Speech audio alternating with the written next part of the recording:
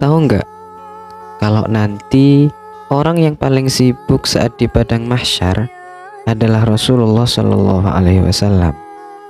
Beliau mondar-mandir ke sana kemari, bahkan bolak-balik Arasy hanya untuk meminta izin kepada Allah Subhanahu Wa Taala agar bisa mensyafaati umatnya.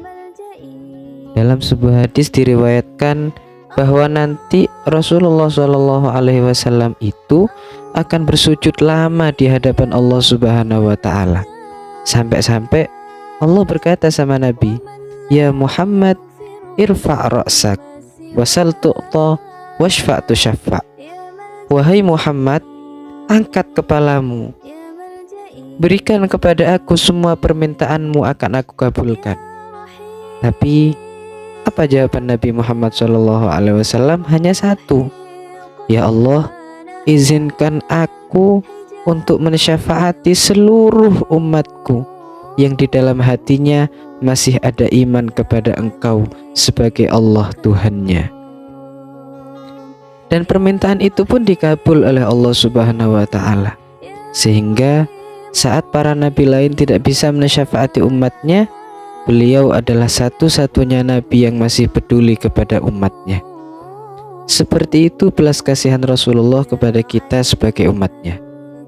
Bahkan dalam satu riwayat diceritakan, nanti saat ada di depan pintu surga, Rasulullah Shallallahu Alaihi Wasallam itu enggan memasukinya sampai seluruh umatnya Nabi Muhammad dari awal sampai akhir itu masuk ke dalam surga. Coba deh bayangin,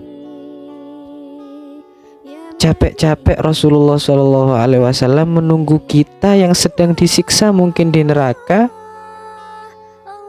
padahal beliau sudah layak untuk masuk surga duluan.